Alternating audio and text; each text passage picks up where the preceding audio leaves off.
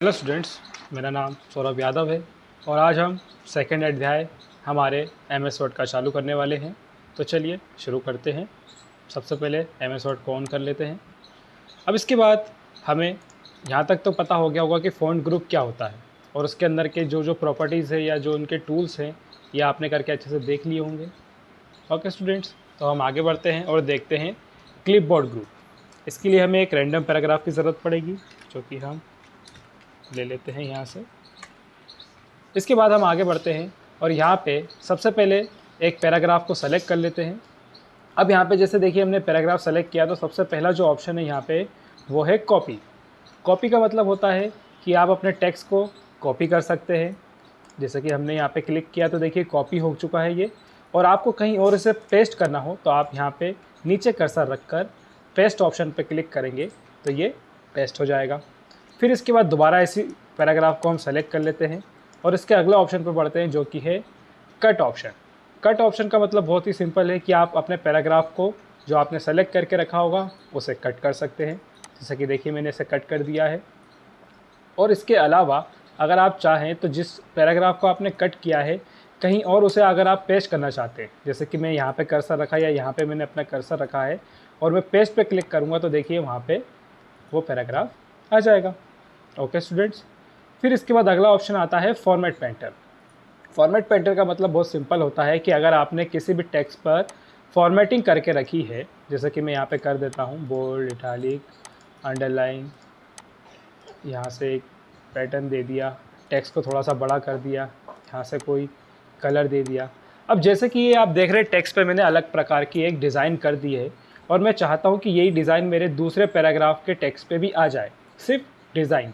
तो इसके लिए हम क्या करेंगे कि फॉर्मेट पेंटर पर क्लिक करेंगे, लेकिन ध्यान ये रखना है कि कर्सर इस डिज़ाइन पे ही होना चाहिए, तभी ये इसको कॉपी करेगा। तो हमने ये देखिए फॉर्मेट पेंटर पर क्लिक किया तो देखिए एक ब्रश बना आ रहा है यहाँ पे और इसे हम यहाँ पे जैसे ही छोड़ेंगे तो ये फॉर्मेटिंग यहाँ पे आ जाएगी। ठीक है स्टूडेंट्स, एक बार और देख लीजिए। यहाँ पे मैंने क्लिक किया, इस पैटर्न पे क्लिक रहना चाहिए और यहाँ पे क्लिक कर देंगे और फिर से सेलेक्ट करेंगे तो ये देखिए यहाँ पे ये डिज़ाइन आ चुकी है। और इस डिज़ाइन को हटाना है तो बहुत ही सिंपल है, आप सेलेक्ट कर लें और इसे क्लियर और फॉर्मेटिंग से क्लियर कर सकते हैं। ठीक है स्टूडेंट्स, तो ये हमारा क्लिपबोर्ड ग्रुप भी क्लियर हो चुका होगा आपको। अब इसके हम आगे बढ़ते हैं और देखते हैं पैराग्राफ ग्रुप, जिसमें हमें सबसे पहला ऑप्शन जो मिलता है वो मिलता है बुलेट्स का।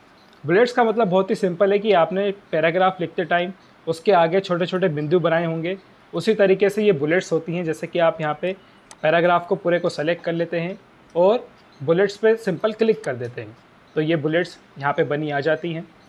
और यही दोबारा बंद करना हो तो इसी पे क्लिक करके से आप बंद कर सकते हैं।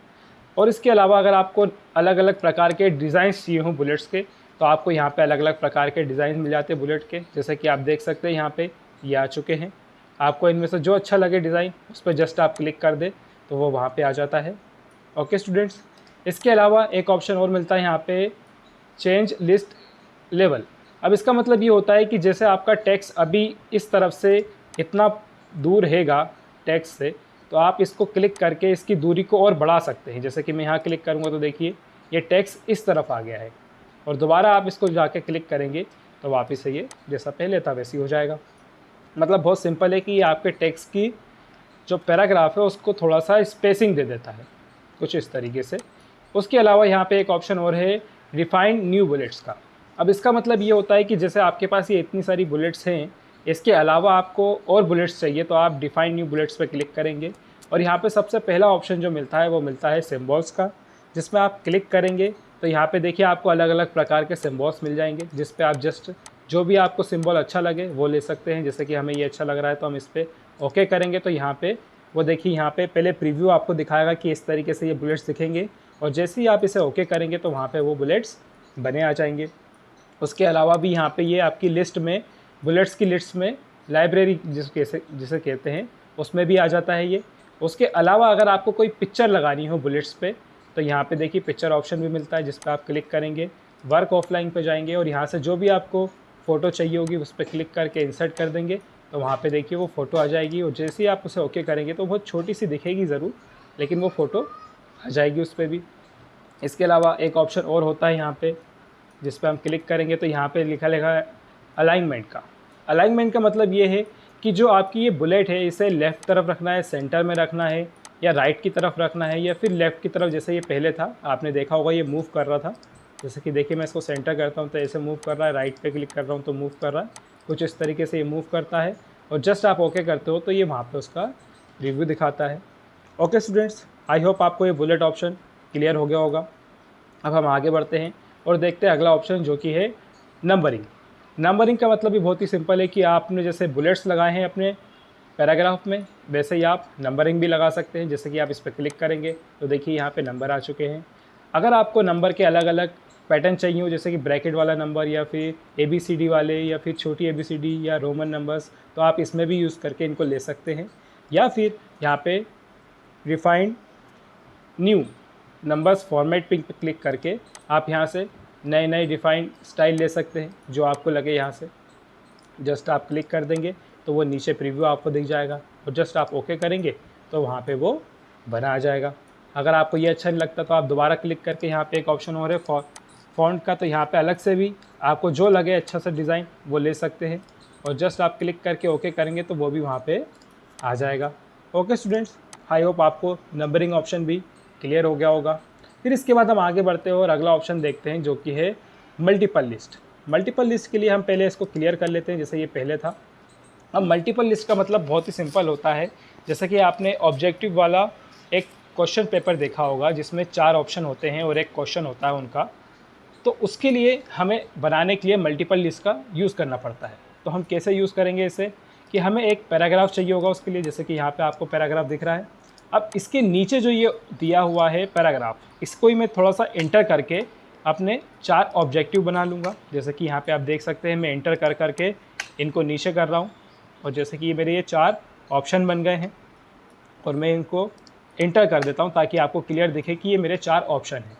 अब इसके बाद मैं इनको थोड़ा सा स्पेसिंग से अंदर की तरफ लेके आऊँगा, क्योंकि इससे ही आपका नंबरिंग ऑप्शन वर्क करेगा। यहाँ पे इसको भी मैं थोड़ा सा अंदर की तरफ ले आऊँगा, इसको भी स्पेसिंग से थोड़ा सा अंदर की तरफ ले आऊँगा, और थोड़ा ध्यान दीजिएगा कि ये सब बिल्कुल इक्वल रहे, थोड़ा सा भी कोई एक आगे ना पीछे हो। और उसके बाद बस आपको सिंपल इसको सेलेक्ट करना है और दोबारा मल्टीपल लिस्ट पे जाके क्लिक करना है। और जैसे देखिए यहाँ पे 1 भी दिया है, A भी दिया है, I भी दिया है। जस्ट आप इस पर क्लिक करेंगे तो ये ऑटोमेटिक ऊपर तो 1 देगा ही, नीचे आपको ABCD दे देगा, कुछ इस तरीके से। ओके स्टूडेंट्स, ये होता है हमारा मल्टीपल लिस्ट, जिसमें आप क्वेश्चंस बनाने हो आपको ऑब्जेक्टिव टाइप के तो आप यहाँ पे बना सकते हैं। और इसी को अगर आप कॉपी कर लेंगे और इंटर करके नीचे आ जाएंगे, जैसे कि मैं इंटर करके देखिए नीचे आ रहा हूँ तो ये चेंजेस भी हो रहे हैं। अब कंट्रोल V करता जाऊँगा तो यहाँ पे देखिए अलग अलग प्रकार के हर बार एक नया क्वेश्चन बन के आ जाएगा। ओके स्टूडेंट्स, कोई कन्फ्यूजन नहीं रही होगी आपको शायद। ठीक है, अब आगे बढ़ते हैं और सेलेक्ट करके इन सभी को डिलीट कर देते हैं और एक दोबारा से एक रैंडम पैराग्राफ ले लेते हैं, जैसा कि हमने ये ले लिया है। अब अगले ऑप्शन पे बढ़ते हैं जो कि हमारा डिक्रीज इंडेंट और इंक्रीज इंडेंट। अब इसका मतलब बहुत ही सिंपल है कि जो आपका पैराग्राफ होता है उसे आप आगे बढ़ा सकते हैं। जैसे कि यहाँ पे मैं आपको बुलेट्स ऑप्शन में दिखा रहा था, वैसा ही ये ऑप्शन है। जैसे कि आप इस पर बस क्लिक करते जाएंगे तो आपका पैराग्राफ जो है वो राइट तरफ मूव करने लगेगा। और इसका मतलब ये नहीं है कि ये पैराग्राफ ख़त्म हो रहा है या फिर गायब हो रहा है, ये छोटा हो रहा है और आपको एक खाली जगह प्रोवाइड कर रहा है। जैसे कि हम बुलेट्स में देख रहे थे कि वो खाली जगह भी आपको प्रोवाइड करता है और पैराग्राफ भी बनाता जाता है। जैसे देखिए मैं नीचे करूँगा तो ये पैराग्राफ नीचे की तरफ मूव हो चुका है। ओके स्टूडेंट्स, जैसे कि मैंने इसको इंक्रीज इंडेंट से आगे बढ़ाया, डिक्रीज इंडेंट से हम इसे दोबारा वापस पीछे भी ला सकते हैं, इंक्रीज से आगे बढ़ा सकते हैं और डिक्रीज से दोबारा पीछे भी ला सकते हैं। ओके स्टूडेंट्स, अब इसके बाद हम आगे बढ़ते हैं और अगला ऑप्शन देखते हैं जो कि है हमारा शॉर्ट। शॉर्ट का मतलब बहुत ही सिंपल है कि जैसे आप कभी अपने नामों की लिस्ट बनाते हो या कोई भी एक लिस्ट बनाते हो जिसमें आप नंबर या फिर कुछ भी लिखते हो और वो आगे पीछे हो जाते हैं। जैसे कि मैं यहाँ पे आपको लिख के दिखाता हूँ। जैसे मैं लिख देता हूँ पहले F और फिर लिख देता हूँ D और फिर लिख देता हूँ G और फिर E और फिर A और फिर C और फिर B और फिर J। जैसे मैंने ये उल्टे पुल्टे नंबर लिख दिए हैं, अभी आपको दिख रहे होंगे, नंबर नहीं सॉरी वर्ड लिख दिए हैं। अब इनको अगर मैं सेलेक्ट करूं और मैं चाहता हूँ कि सबसे पहले ए आए, फिर बी आए, फिर सी आए, फिर डी आए, फिर जी आए, फिर एफ आए, इस तरीके से आए। तो इसके लिए आपको कुछ नहीं करना है, सीधा शॉर्ट ऑप्शन पे जाना है और ये देखिए ऑटोमेटिक ही अपने आप इसको सेलेक्ट कर लेगा और जस्ट आपको ओके पे क्लिक करना है। तो ये क्या करेगा, अपने आप ही इनको असेंडिंग फॉर्म, जो कि यहाँ पे आपने शायद गौर नहीं किया होगा, असेंडिंग फॉर्म में इसने कन्वर्ट कर दिया है। जो आपने पैराग्राफ लिया हो या कुछ भी लेके रखा हो, तो इसे ये ऑटोमेटिकली असेंडिंग फॉर्म में कर देता है। या फिर जैसे अगर आप नंबर लिख देते हो, जैसे यहाँ पे लिख देते हो 5, या फिर लिख देते हो 4, यहाँ पे लिख देते हो 8, यहाँ पे लिख देते हो 7, या फिर 6, या फिर 2, 3 और 1, जैसा आपने ये लिख दिए। बस आपको कुछ नहीं करना, शॉर्ट पे क्लिक करना है और ओके पे क्लिक करना है। तो दोबारा ये जैसे कि नॉर्मली चालू होते हैं 1 2 3, उस तरीके से ये अपने आप ही असेंडिंग फॉर्म में आ जाता है। ओके स्टूडेंट्स, इसके अलावा जो ये अगला ऑप्शन दिया है show and hide. Show and hide का मतलब बहुत सिंपल है कि आपका जो हर बार एक टेक्स्ट लिखते हो आप, जैसे कि आपने टेक्स्ट लिखा और उसके बाद इंटर दिया, तो ये आपके इंटर को गिनता है। जैसे कि देखिए 2 इंटर कर दिए मैंने, तो 2 इंटर गिन चुका है। मैं हर बार जितने भी इंटर करता जाऊँगा तो ये इंटर को गिनता जाता है। वैसे तो MS वर्ड में अब इसका यूज़ होता नहीं है, लेकिन आप चाहें तो इसका यूज़ कर सकते हैं अपनी ज़रूरत के मुताबिक। ओके स्टूडेंट्स, फिर हम आगे बढ़ते हैं और अगला ऑप्शन देखते हैं, जो कि है हमारा अलाइन लेफ़्ट। अलाइन लेफ़्ट का मतलब बहुत ही सिंपल है कि जैसे अगर आपने कोई नाम लिखा हो, जैसे मैं अपना ही नाम लिख देता हूँ,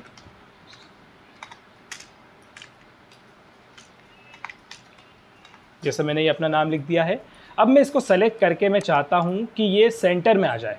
तो इसके लिए मैं क्या करूँगा, कुछ नहीं करूँगा, यहाँ पे एक ऑप्शन होता है सेंटर, इस पर क्लिक कर दूँगा तो ये सेंटर में आ जाएगा। अगर मैं चाहता हूँ कि ये अलाइन लेफ़्ट चला जाए जैसे कि पहले था, तो ये लेफ़्ट पे चला जाएगा। अगर मैं चाहता हूँ कि ये बिल्कुल राइट में चला जाए, अलाइन राइट, तो आपकी बिल्कुल राइट में आ जाएगा। मतलब ये आपने शायद देखा होगा कि जब हम कोई लेटर लिखते हैं या कोई एप्लीकेशन लिखते हैं, तब हम टेक्स्ट को सेंटर, लेफ़्ट, राइट ऐसे करते हैं। तो आप इन चीज़ों का यूज़ करके उसे आप बड़ी आसानी से यूज़ कर सकते हैं। ओके स्टूडेंट्स, उसके अलावा फिर से हम एक रैंडम पैराग्राफ ले रहे हैं ताकि मैं आपको अगले ऑप्शन बता सकूं। जैसे हमने ये एक रैंडम पैराग्राफ ले लिया और फिर इसको मैंने दोबारा सेलेक्ट किया, तो आप एक चीज़ गौर करेंगे कि यहाँ से तो आपका जो पैराग्राफ है वो बिल्कुल सीधी लकीर के साथ है, लेकिन आप यहाँ से इसे देखेंगे तो ये यहाँ से बिल्कुल प्रॉपर वे में नहीं है। अब जब भी हम किसी भी पैराग्राफ को लिखते हैं तो हम चाहते हैं कि वो दोनों तरफ से बिल्कुल इक्वल रहे। तो उसके लिए यहाँ पे एक अगला ऑप्शन होता है जस्टिफाई। जस्टिफाई बहुत ही सिंपल है कि आप जस्ट क्लिक करेंगे तो देखिए ये बिल्कुल प्रॉपर वे में इसको ला देगा, जैसे कि आप देख सकते हैं। उसके अलावा अगर आप इसको अलाइन लेफ़्ट कर देंगे तो दोबारा ये वैसे ही हो जाएगा जैसा पहले था, या जस्टिफाई पे दोबारा क्लिक करेंगे तो वैसे ही ये नॉर्मल हो जाएगा। या अगर आपको पैराग्राफ को भी सेंटर में करना हो कुछ इस तरीके से, तो आप इसको भी पैराग्राफ को सेंटर में कर सकते हैं, या फिर लेफ़्ट की तरफ करना हो तो लेफ़्ट की तरफ कर सकते हैं, या फिर अलाइन राइट करना हो तो राइट की तरफ भी कर सकते हैं। जो आपको लगे आप अपने हिसाब से इसको कर सकते हैं। इसके बाद अगले ऑप्शन पर बढ़ते हैं और यहाँ पे लिखा है line and paragraph spacing. Line and paragraph spacing का मतलब बहुत ही सिंपल है कि आपका जो ये पैराग्राफ है इसमें आप स्पेसिंग को बढ़ाना चाहते हो। जैसे कि अभी तो नॉर्मल स्पेसिंग है ही, लेकिन आप और बढ़ाना चाहते हो तो यहाँ पे देखिए मैं जैसे जैसे इस पर क्लिक करता जाऊँगा तो स्पेसिंग अपने आप ही बढ़ती जाएगी। या फिर अगर आप स्पेसिंग को घटाना चाहते हो तो यहाँ देखिए लिखा है रिमूव स्पेसिंग आफ्टर पैराग्राफ। तो देखिए पैराग्राफ बिल्कुल चिपक चुका है। या इसकी बढ़ाना चाहते हो स्पेसिंग, तो ये इस तरीके से आप यहाँ से स्पेसिंग को बढ़ा सकते हो। ओके स्टूडेंट्स, फिर अगला ऑप्शन मिलता है आपको शेडिंग का। शेडिंग का मतलब बहुत ही सिंपल है कि अगर आपको अपने टेक्स्ट पे कलर करना है, टेक्स्ट पे कलर करना से मतलब ये नहीं है कि ये टेक्स्ट पे कलर करता है, ये टेक्स्ट के पीछे कलर करता है। जैसे कि आप देख सकते हो कि ये टेक्स्ट तो ब्लैक ही है, लेकिन इसके बैकग्राउंड का जो कलर है ये यहाँ पे चेंज हो गया है।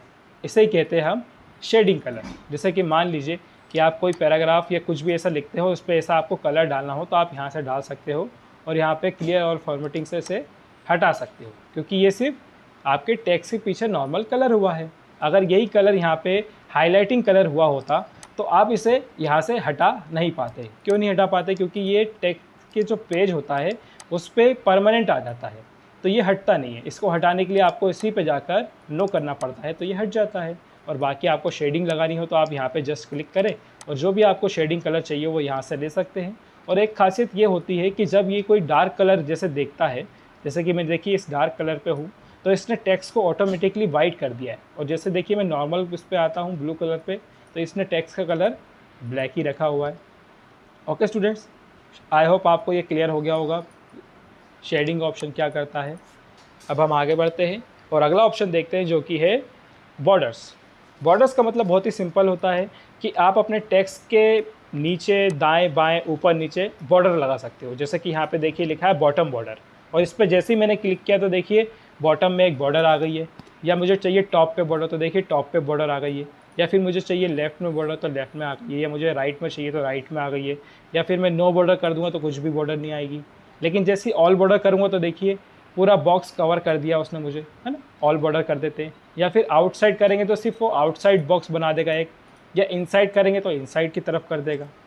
और यहाँ पे इनसाइड हॉरिजॉन्टल करेंगे तो इनसाइड हॉरिजॉन्टल हो जाएगा। हॉरिजॉन्टल का मतलब होता है कुछ इस तरीके से, टेढ़ी रकीलें। हाँ, फिर उसके अलावा वर्टिकल होती है सीधी रकीलें, लेकिन वो यहाँ पे हो नहीं सकती क्योंकि यहाँ पे पैराग्राफ के बीच में कोई स्पेसिंग नहीं है। अगर वो होती तो ये भी ऑप्शन यूज़ हो जाता। ओके स्टूडेंट्स, तो आई होप आपको ये क्लियर हो गया होगा कि पैराग्राफ और क्लिपबोर्ड कैसे वर्क करता है। आई होप आपको ये वीडियो अच्छा लगा होगा। Okay students.